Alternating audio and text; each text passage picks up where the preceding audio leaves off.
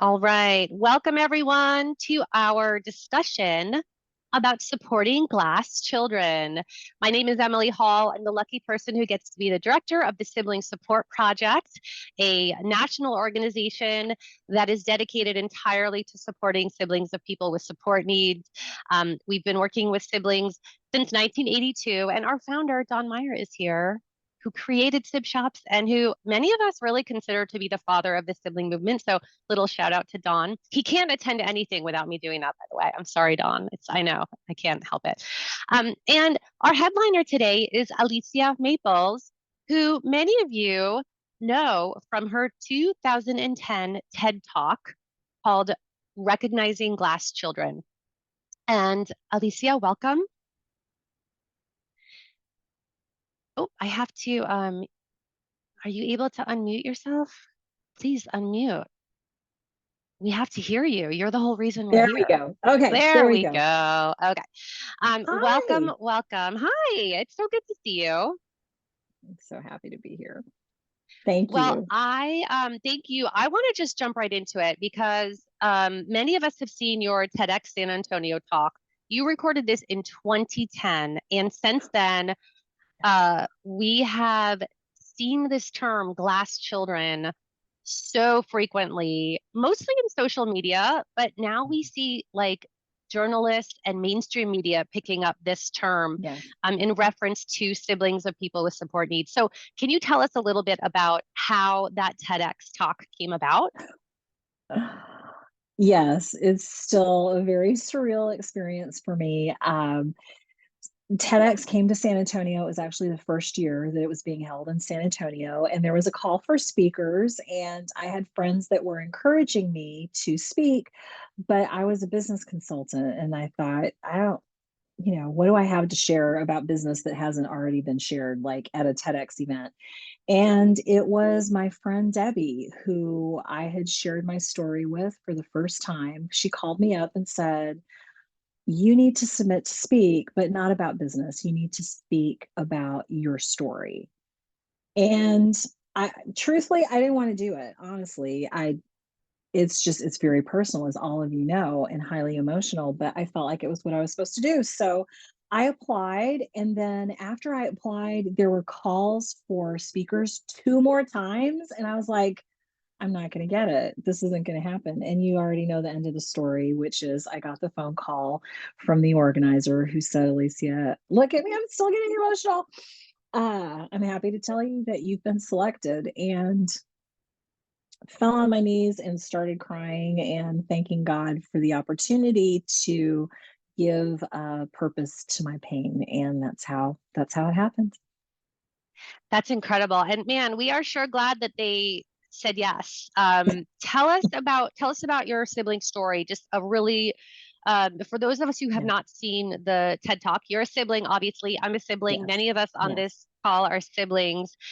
Tell us just a little snapshot of your sibling story Sure. and why this topic was so important for you to share. Yeah. So there are three of us kids in my family. I am the oldest. The next youngest is my brother Mario. He has profound autism. He's nonverbal, OCD complex, and seizure disorder. He was not diagnosed until he was 13. And then I have another younger brother. He's 6 years younger than me. His name is David, and he was born with a terminal illness, and he lived until he was almost 5. So I had the experience of having a brother with a cognitive disability, and also a brother with a medical diagnosis as well. I'm so sorry for your loss. Thank you. I'm going to drop in the chat, by the way, the link to your TEDx talk. And for those of you who are watching this later, I will post it in the comments so you can watch the TED talk if you haven't seen it.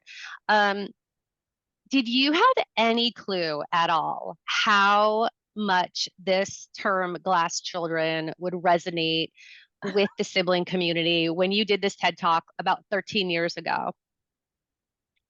No, I had no clue. Absolutely no clue. Um, in fact, one of my most memorable moments that day of the event, one of my friends, Shelly, is here in the audience. I remember I knew who she was kind of from networking, but we'd never interacted. And I remember she came up to me and gave me, I hope it's okay to share this, Shelley, gave me the biggest hug and said, "Thank you. You gave my history, my past a voice." And then it just grew from there. So no, I had no clue, no clue that I didn't know what was going to happen, but I didn't think this was going to happen. And it's such a great thing that this is happening. It's a great thing for all of us as glass children.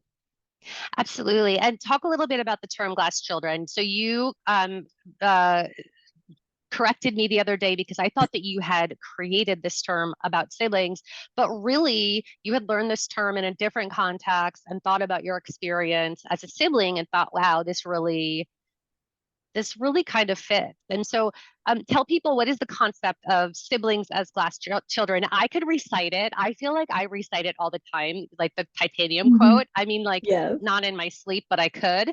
But I want Right. I want you to tell people like what is the metaphor Yeah. there? So, before I explain the metaphor, just to answer your question where it came from, a friend said when I shared my story with her, she said, "Oh, that reminds me of the term that I read in a book about a glass child." And my understanding is that book was written by somebody who was the daughter of one or more parents who were alcoholics, and they were not seen. This woman was not seen, and when she said that your story reminds me of that because what you're describing is that you were invisible, you were unseen. It resonated, it hit me really hard. And I thought, well, that's exactly what it is. So we are glass children, not because we are fragile. In fact, we are strong, strong as titanium.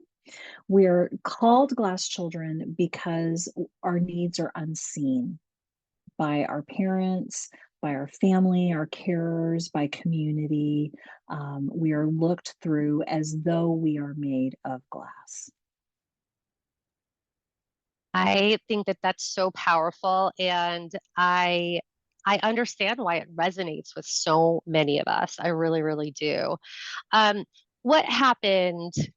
What has happened recently that really launched this term into social media in such a powerful way? And it's just honestly, it's a term that we hear so often doing this work of supporting siblings through sib shops and in other ways. We're hearing this term so frequently. What happened? Why did it go viral? How did it go viral? This whole thing started happening. I had no clue. So since I did the talk in 2010, I receive regular contact through social media from people who just found the TEDx talk and they want to share their story, which is just powerful. I love that. Y'all please contact me. I would love to hear your stories too. And so that happened pretty regularly, but last about a year ago, there was a major uptick in the number of messages that I was getting. And I was like, well, this is weird. And I went and looked at the YouTube video, which you put in the link, and I saw that the views had really jumped. And I was like, oh, that's strange. And I had not been on TikTok. And I had a friend who was encouraging me to get on TikTok for my business. And I was very resistant, but I got on TikTok and I researched my name to make sure that I could have that as a handle. And there were hundreds of thousands of things. And I'm going, okay, there are not that many Alicia Maples in the world. What's going on here? And I started like following the hashtag and I couldn't believe it. So the answer to your question is Gen Z, thank you, Gen Z, got a hold of the TEDx video, and enough of Gen Z identified with what I was saying and identified themselves as being glass children. And so they started posting on TikTok, I'm a glass child. Glass child is a thing. This is the day that I discovered that I am a glass child.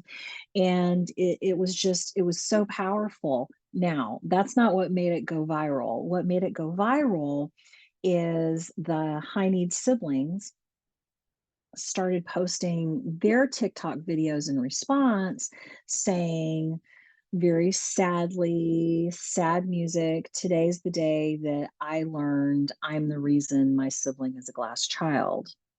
And so at that point in this kind of arc of what happened, the conversations were very supportive. So the glass children were saying, it's not your fault, it's our parents, it's okay, that sort of thing. Still, it wasn't viral. It was gaining traction. But what really made it go viral is when, unfortunately, some contention happened.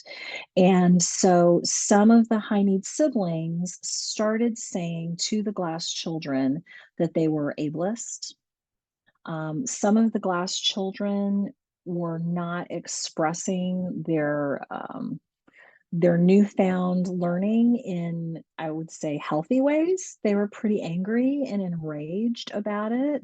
And so all of a sudden, TikTok blew up, and it was glass child versus high need sibling versus glass child with a little bit of mix of parental stuff in there. And that's really what made the whole thing go viral. So the controversy is what elevated the term and the circumstances. Absolutely. And it's not unfamiliar territory for us. Don Mhm. can certainly attest to this, that when he first started offering sib shops in the 1980s, some parents would say, well, why can I not bring my child with support needs to a sib shop? Like, that's being exclusive of my other child. And Don Yeah. sort of pointed out, well, actually there are a heck of a lot more programs and Yeah. recreation and connection opportunities for kids Resources. with support needs, and there's Mhm. really nothing for siblings. And so when Alicia, you and I were talking about this one day, that first of all, ableism is a terrible thing for all of us, right? For siblings, for parents, for the person who has a disability. Ableism paints all of us into a box, right? And Agreed. and it's something that, when the world makes people with support needs feel less than, or categorizes them as less than, it hurts us as siblings. It obviously hurts our sibs with disabilities, and it hurts our parents and everyone who cares about our families. Um, and then we also talked about how, controversy is just sort of part of human life, right? Like, our ability to have dialogue about something is I think, a gift, honestly. And we talked about how, seeing this divide, right? Like, seeing this, um, the promotion of supporting siblings, supporting glass children, identifying as glass children, talking about our needs, talking about our challenges, talking about, um, the support that we could benefit from. It doesn't take away from the other narratives, right? Like, Yes. it doesn't take Yes. away from the fact that our sibs need things too. And it doesn't take away from the fact that our parents need things. Like, we Right. all have our experiences of disability or of a health diagnosis, and one doesn't negate the other. Like, there really is a room for all of it. And I think that's one of the things that Yes. we can maybe learn from this experience, that, like, can we recognize and honor all of our needs and all of our experiences?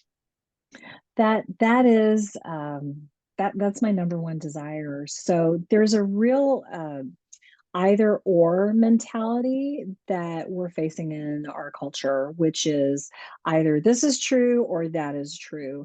And in this particular scenario, it's more of a both and scenario. Yes, both things can be true. They both can be true. So my brother has his experience because of his needs and what he went through, and because of the lens that he was looking through as he was dealing with the things that were going on in our family and with his own issues, and also with the death of our little brother.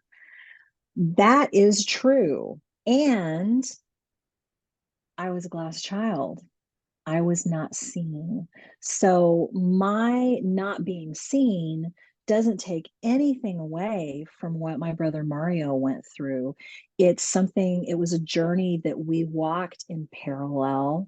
and had different experiences in. So I can't speak for the entire population of glass children and say that there are no ableist glass children, but to just categorically say that all glass children are ableist, which is some of what is being said, I think that is just it's patently false. In fact, I have experienced glass children, as I'm sure you have as well, Emily. I have experienced adult glass children to just have this enormous capacity for compassion and love and value for people who are different.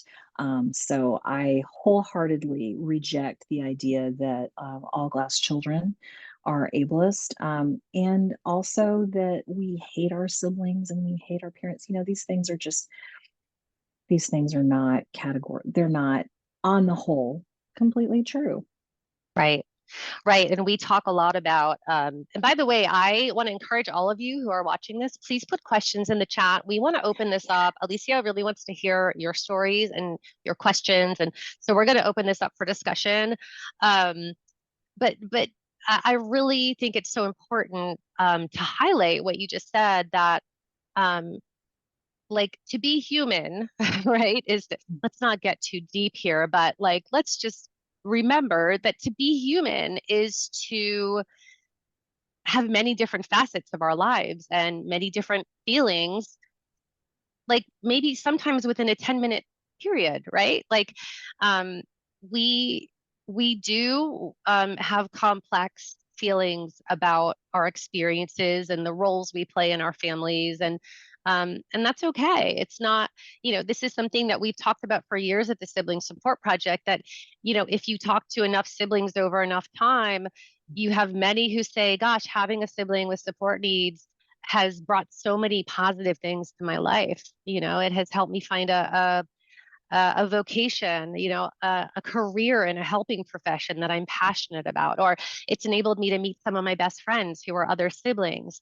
Um, on the other hand, you have siblings who say, well, actually, Emily and Alicia, the reason my life is a little messed up is because of my sibling with support needs. And but for the vast majority of siblings, it's not one or the other, it's all of the above, Yeah. right? Like on any given day, at any given moment, Right. because all of us as human beings are complex. I mean, there are many days that my brother doesn't especially like me. I know it's hard to imagine, but we're siblings. There are times that we don't get along or we don't see eye to eye. And I want to talk a little bit about parents, because I know that you've gotten a lot of Yeah. feedback from parents who feel like they've been sort of like villainized in this whole, is that a Right. word? Villainized? Is that a It word? is. I Yeah. don't know. It Is is. it? It is Okay, now. great. It is Okay, now. let's make it a word. But parents who feel like they've been sort of put into this box, Right. um, I remember we run 3 online groups. They're Facebook Mhm. groups. We're using the Facebook, folks, because we've been using it for years and it works pretty well.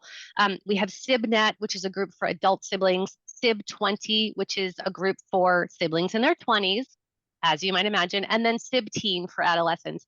And not long ago, a member of SibNet, so she's an adult sibling who is also a parent. So she has a sibling with support needs, and now she has a child also with support needs. Got it. And Hmm. she said, once I became a parent, I Hmm. understood my parents' experience in so many different ways, on so many different Yeah. levels. And I Yeah. know in my heart they did the best they could. I recognize the things that I didn't get, right? So she could understand both Yeah. things, but there was like room for both things. And she actually wound up leaving our group, I'm sorry to say, Mm. because she said it's really just hard to hear from the adult siblings who are so angry at their parents. And I know what that feels like. That was me for many years. But now that I'm a Right. parent, I just understand that perspective in a whole different way. So what do you think about parents in this whole puzzle? I feel so bad for parents. I feel so bad for parents. And at the TEDx talk, it's supposed to be 17 and a half minutes. And I think mine went to almost 19. And I really tried to make the point at the end. The whole reason that I was telling the story, my story, is so that community would be more involved to help these families. Because no matter what the diagnosis is of the high needs child, the parents are at their wits' end. And Emily, as you know, from your experience, in a lot of these families, it's rare that the parents stay married. And so often you're now in a situation where it's a single parent who is trying to take care of all of the kids, the high needs SIB, as well as the glass children. Um, so my heart really goes out to parents. And when I have the opportunity to speak with parents, my first words to them are really grace and love, because they are doing the best they freaking can with the limited resources that they have.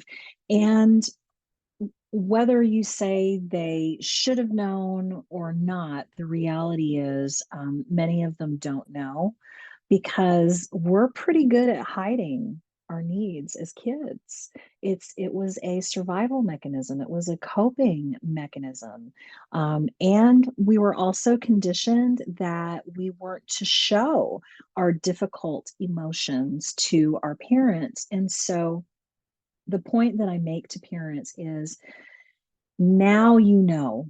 So now that you know, now there are things that you can do to help your glass child, regardless of what age they are, whether they're preteen, teen, 20s, 30s, 40s, 50s, even 60s. You can still have a positive impact on the mental health of your glass child.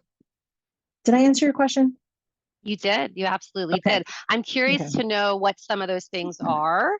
Um, and then maybe we'll answer that question, then we'll go to Okay. we have some really good questions in the chat. But what, Yay. for parents, what do you think? We talk so much about how for younger sibs, for school age sibs that come through Mhm. our sib shop doors, how much of a difference really like simple, consistent gestures can make, right? Child development experts will tell you that it's not those big, sweeping gestures like the trip to Disney, although Mhm.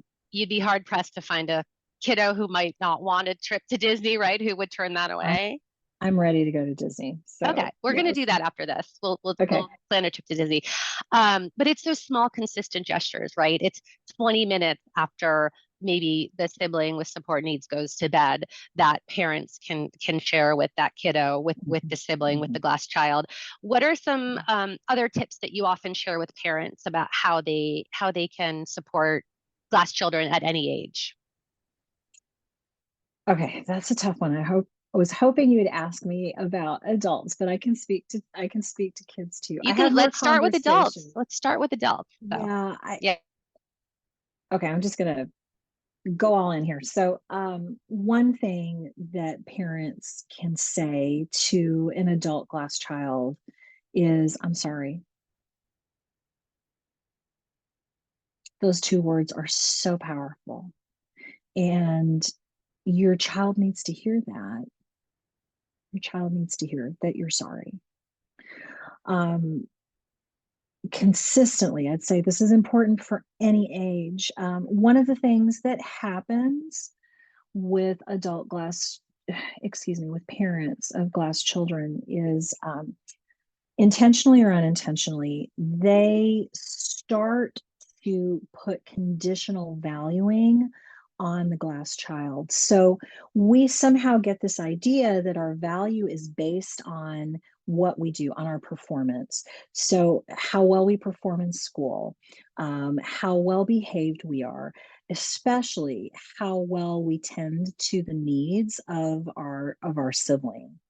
And so it is very important for a parent to reiterate with their children that they are loved and they are valuable just because of who they are, separate from any performance standards, just because of who you are. I looked into the eyes of a woman who was 28 years old, recently, and I said to her, I'm going to use your name, Emily, instead of hers because that was confidential. And I just said, Emily, what you didn't hear when you were growing up is that you are valuable just because of how God made you and because of who you are and because you are my child. And this 28-year-old young woman just collapsed into tears because she had not heard that message. So, reiterating to your children that they are valuable and they are important just because, separate from any performance issues. That's also important. Something else that parents should avoid as much as possible is something that's called parentification. And that is putting the role of the parent onto your glass child. And parents, if there are any parents that are listening to this, I get it, you need help. But by putting parental responsibility onto your glass child, what you are doing is starting to cause trauma in them that, unless they get some kind of intervention, can lead in adulthood to them being parents or caretakers in relationships.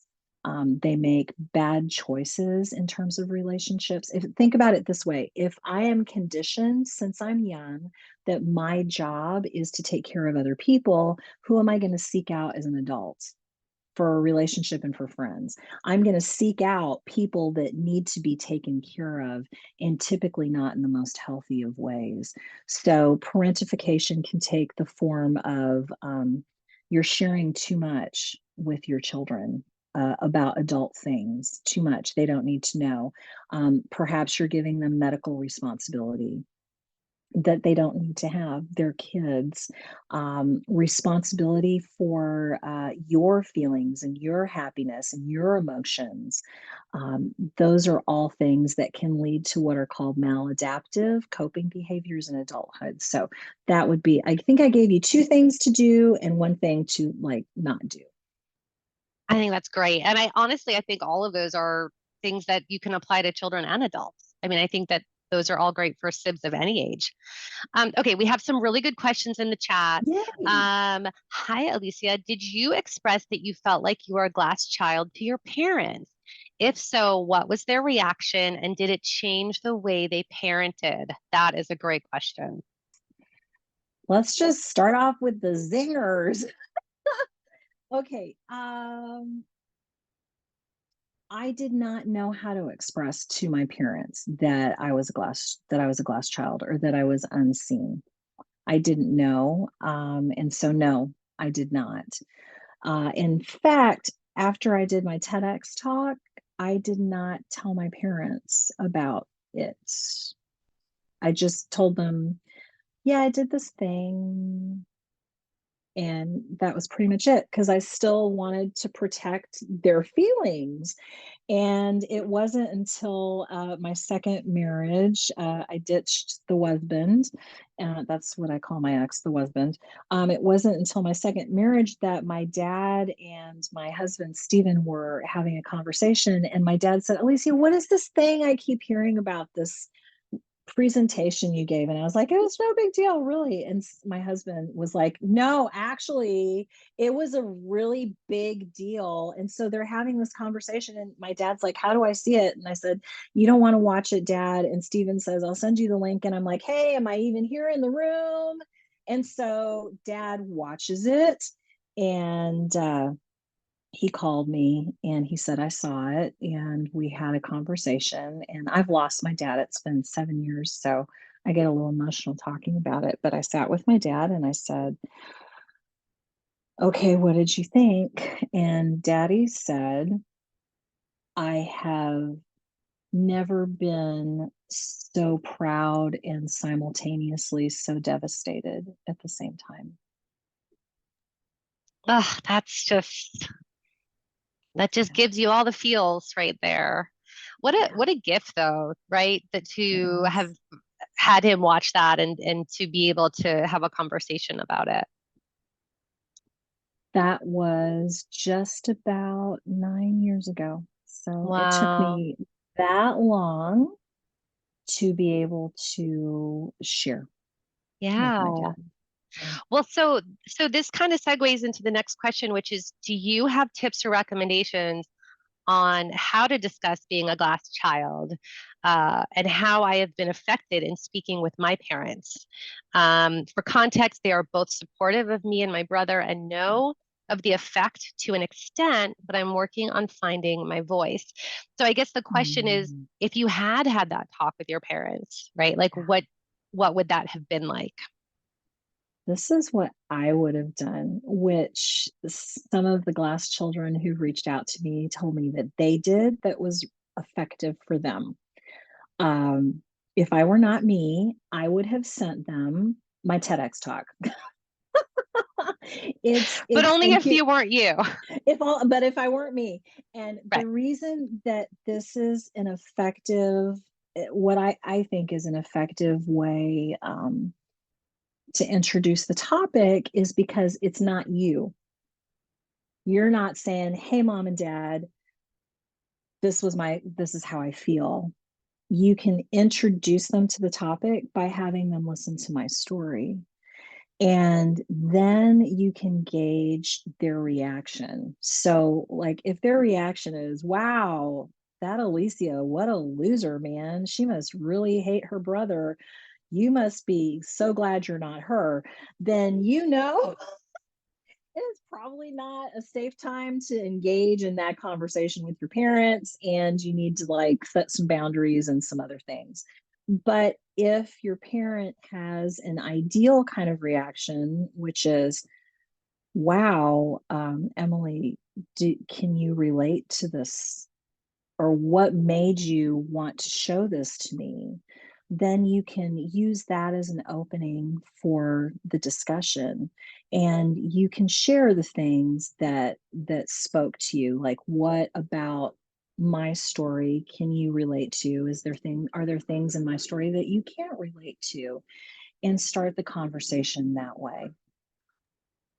Yeah, I really like that. And I think sometimes too, it's just starting a conversation by saying, I really want to share something. You don't need to respond in any, I'm not looking for any kind of particular answer. I just really need you to listen for now. Like, I just really want you to hear, because I Yes. think that sort of takes the defensiveness away, that it's Yep. like, oh, now I'm supposed to respond and, I have to have all these answers.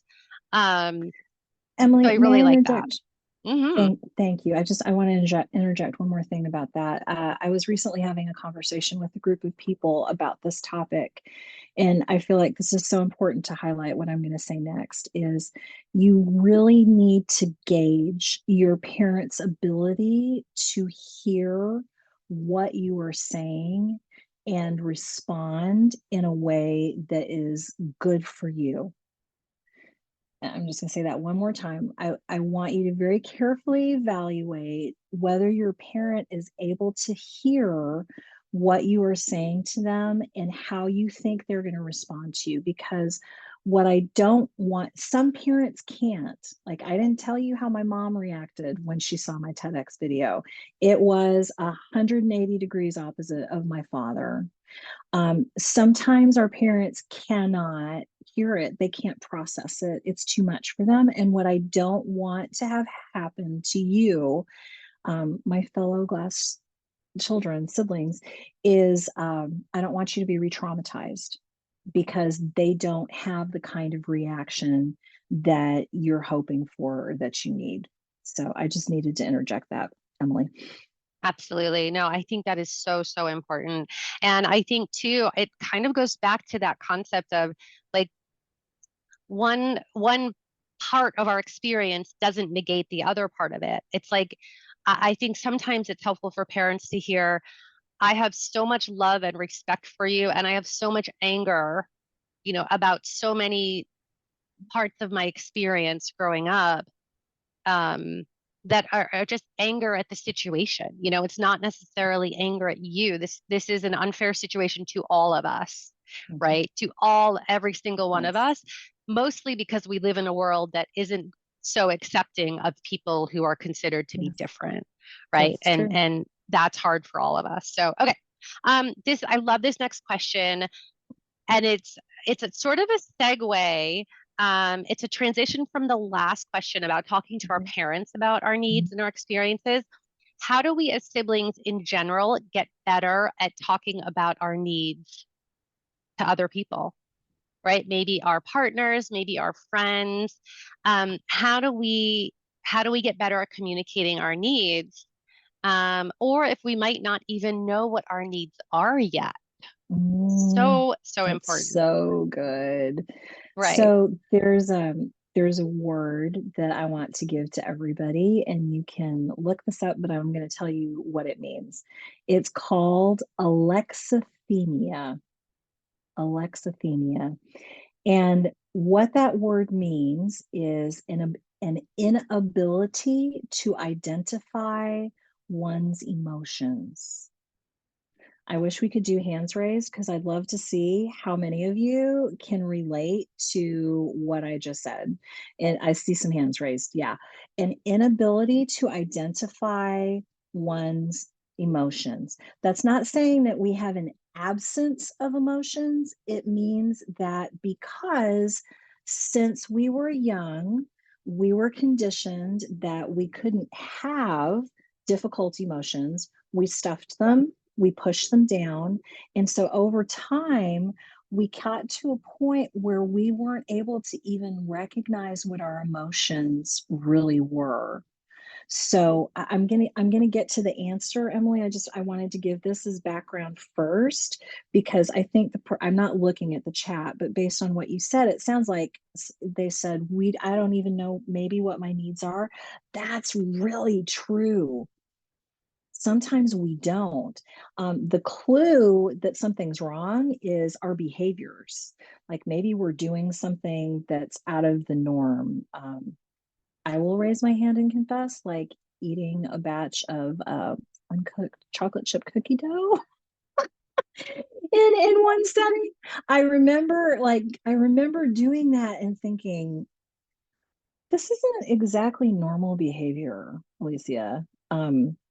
I wonder if this is the conversation I'm having with myself. I wonder if something's wrong. And then 2 days later, going, oh, I'm actually feeling angry. I wonder what that's about. And then 2 or 3 days after that, finally being able to say, oh, this is why I'm angry.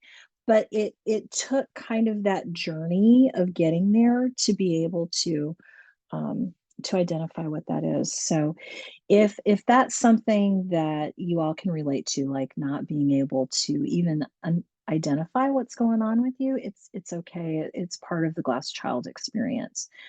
In terms of how we communicate our needs to other people, um, one of the hallmarks of our experience is that we tend to be really conflict avoidant. So it takes some courage to step out there and say, this is what I need, and I don't know what it is that you need. I can share some things in my life if that's helpful, of what I need. Sometimes I need to be left alone. Like, I don't want to talk to anybody. I don't want to hear about anybody's problems. I don't want to look at the news and see what's happening in the world. It's overwhelming to me. It's too much for me. So sometimes I just need to be left alone. And so I will say to the people that I love and who love me, I need some alone time. And this is what it looks like. It means I'm going to go be by myself in my office for the next hour, and I will come out eventually, but I just need to be alone. Sometimes I'm so blessed with my husband because he understands my past and my history, and he's very empathetic towards it. And so I can say to him, I have some tough emotions that I need to share. And is this an okay time for me to share them? And he'll say yes. So you can express your needs in that way. And I also can't say enough about finding excellent professional, a mental health professional, like somebody who is trained, who is good at intervention and therapy. That's going to help you a lot if you find the right person.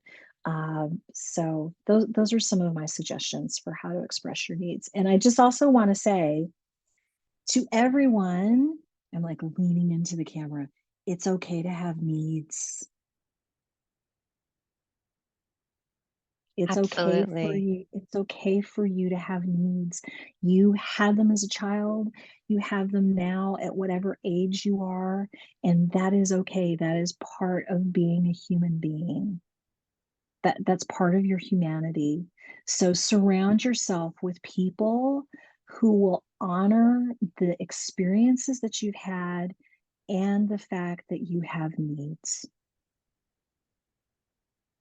Love it. So, so important. And I mean, just, I think you're so right. I think we are so used to looking at what's in front of us, right? And either trying to help or solve or fix or support. Yep. Um, and it's really hard for us to look within. I think it's easy for us to take on the role of helper or think about it, right? Most of us, I think, would agree that among our friends, like we're the person that is always there to listen and always there to give advice and to help. Yes. And we're not usually the Mhm. person who's calling on our friends to help us with something, right? Yeah. To talk about our own needs. So I so appreciate that you talked about that. We have a lot of accolades, by the way, in the chat that I will definitely share with you from parents who are so grateful for this conversation. And so thank you, parents, for Good. sharing that. I love it. I want to share a Mm. question. This Yes. is such a good question. Okay. I love this question. Okay, so first, there's a big thank you for sharing your experiences. I am a young adult of a sibling with cognitive and physical disabilities. I know tonight we're talking about the glass child identity a lot, but Mhm. I was wondering if you have any advice on how to approach highlighting, acknowledging, maybe recognizing the parts of your identity that are not related to your sibling. This is something I have always struggled with. And sometimes I feel like my Yeah. identity as a sibling is stronger than my identity as a person. I relate to this so much. I Ooh. remember once my mom and I were having a conversation about my brother or something. And I don't know, I was probably complaining about something or some dynamic that was just terrible. And my brother's name is Peter. And my mom turned to me and she said, Gosh, what would we all do without Peter? Like to blame everything on? Like, how would we make sense of our lives? And I was like, huh, that's a really good question, Mom. It's a really good question. Oh But my so that's a little bit different. gosh. But it's such a good question, right? Like I think so many of us wonder who would we be if we didn't have our sibs? Like our sibling experience Wow. shapes so much of our identity. Have you thought at all about that? About how you can maybe separate those things or So whoever asked that question, I'm like still kind of like feeling just like this emotional wave hit me because yes, and having there's a technical word for it and I can't think of it at the moment because I'm my mind's a little blown. There is a word for not having proper detachment from members of our family and having that unique identifier for who we are as individuals. So, for a long time, what I did, it was the only way that I knew to do it.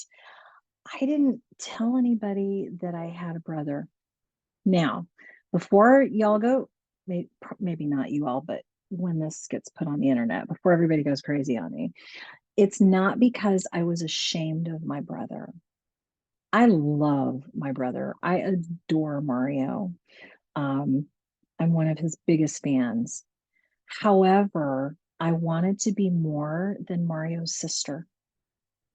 So there was a period of my life where I didn't tell anyone that I had a brother because I wanted to figure out who I was in social contexts without Mario.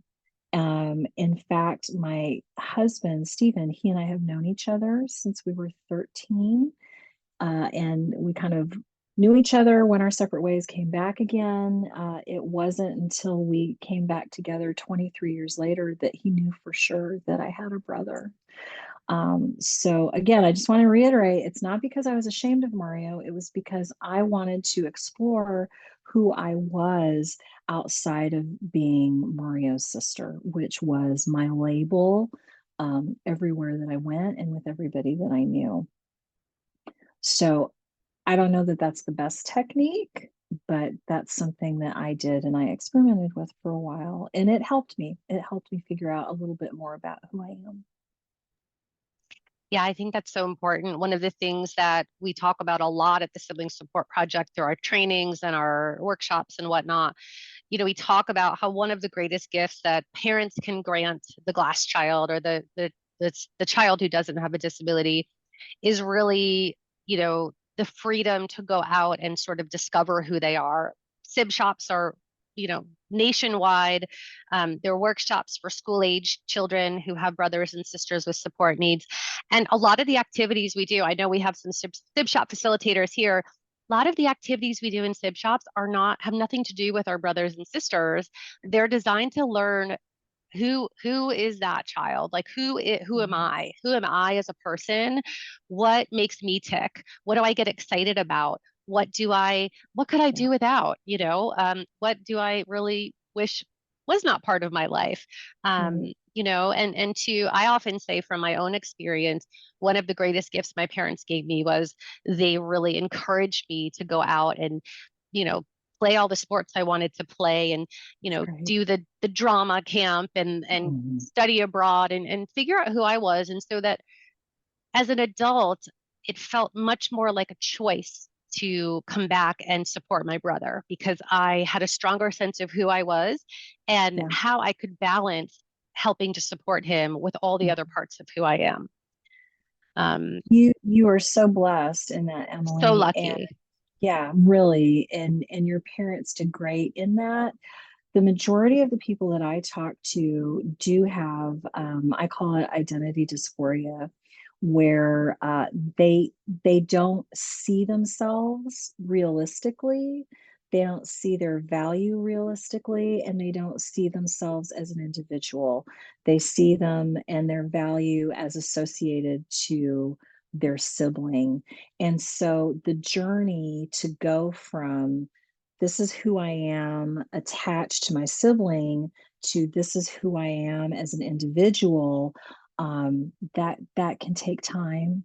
And a lot of the sibs that I talk to actually experience a lot of guilt and shame for wanting to express themselves as an individual as opposed to the brother or sister of.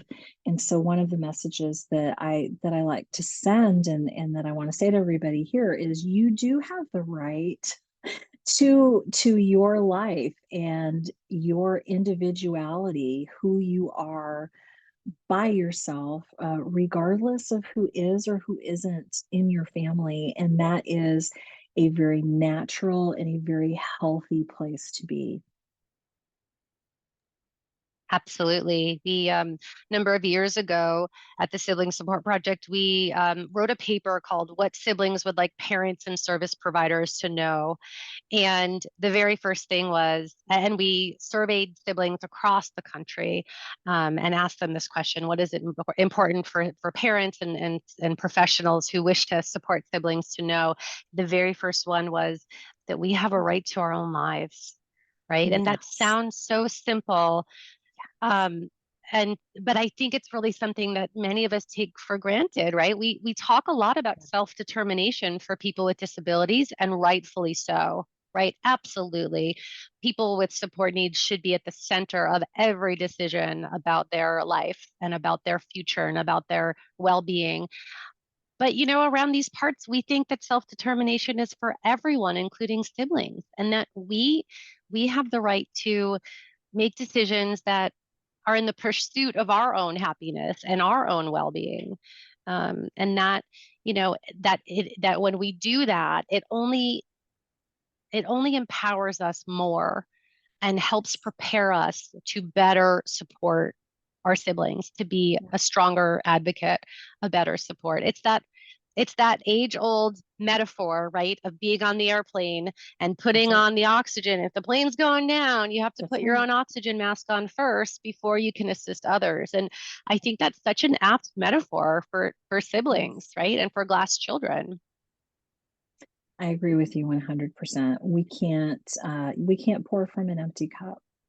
So if you are on that journey of self-determination or you're just starting that journey of self-determination, I just want to be a little realistic with you for a minute and tell you that if you have been very attached to the responsibilities within your family, when you start to detach yourself, the responses aren't always positive because your parents have grown to depend on you.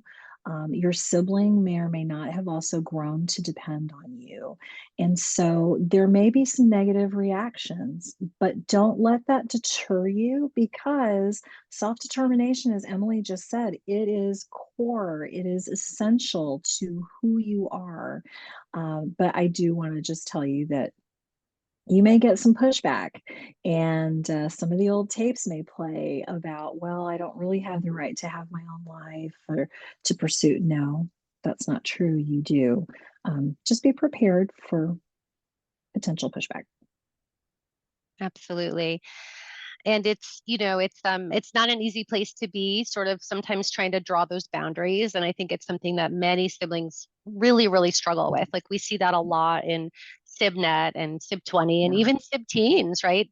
We Mhm. see kids who are going off to college and who are really kind of struggling with the guilt of sort of like leaving home and not being available, Yeah. to help out and to help support their sib. And um, it's really, really true. I think about, my brother was in the hospital about a year and a half ago.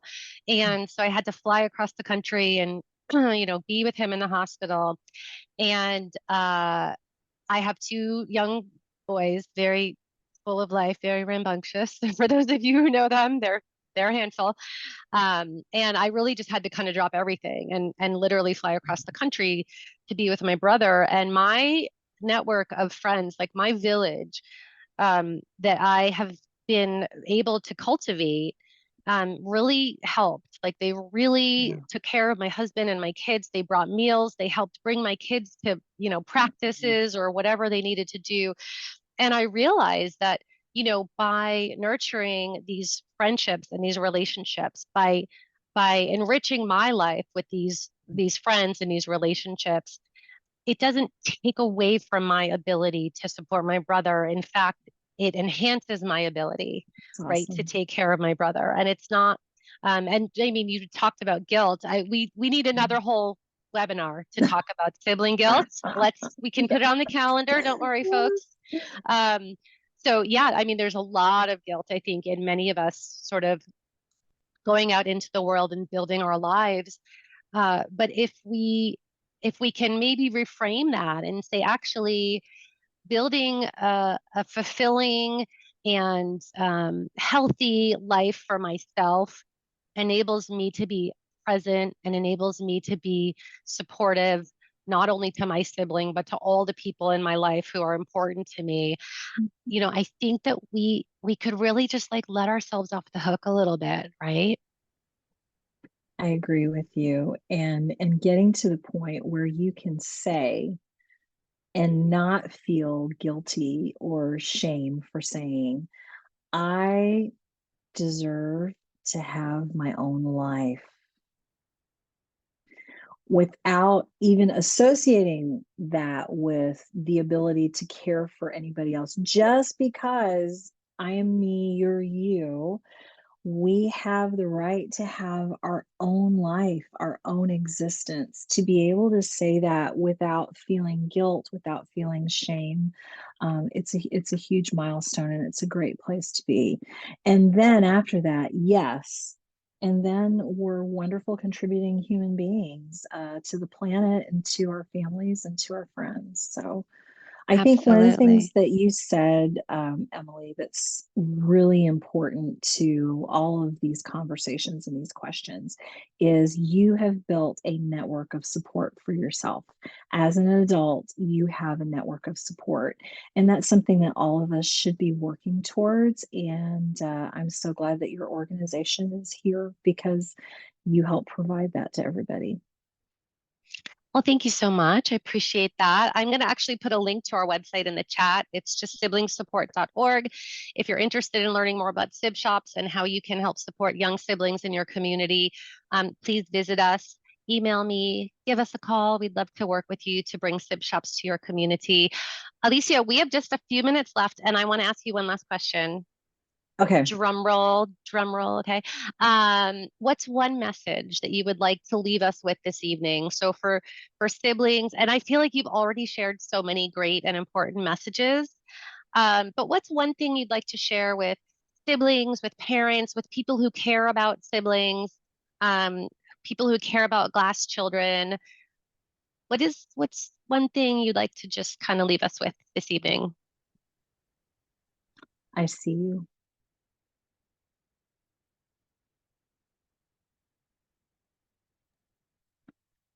So powerful. Uh, that may be overly simplistic, but I want you to know that I see you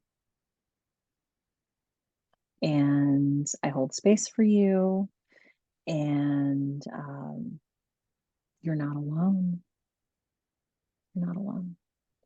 There And are it's a okay to lot of take up us. space, right? Yes, Yeah. yes. Well, we do. It's physics. We do. We do. But yeah, I see you. Alicia, thank you so much for doing this. This was so much fun. I cannot wait to share this, and I hope more people will be able to watch this parents, siblings, people with support needs. I think the more we can keep the dialogue going and really sort of talk about our experiences as not being, against each other, but really part of the same picture, part of the same universe, part of the same community. The more we can do that and build community around disability and build community around the human needs that all of us have and work together to meet those needs and like just really take care of each other. Maybe that's overly simplistic too, but I think the more we can Mhm. really take care of each other, like what a great world that would be, right? If we just were more focused on taking care of the people around us. Yes. Yeah. Thank Thank you you, all for joining Emily. us. Thank you. We should do this again. Let us Yeah, know I'm if ready. you want to see us again. Thank you so much. We will make sure that Alicia sees all your comments in the chat. They were amazing. Thank you all for joining us. We're so thrilled that you were here. We appreciate your time. We appreciate you sharing your stories and your questions. And we're just grateful that you're part of this amazing community with us. So, with that, have a great evening and we'll see you down the road. Take care. Bye, everybody. Bye, everyone. Thank you.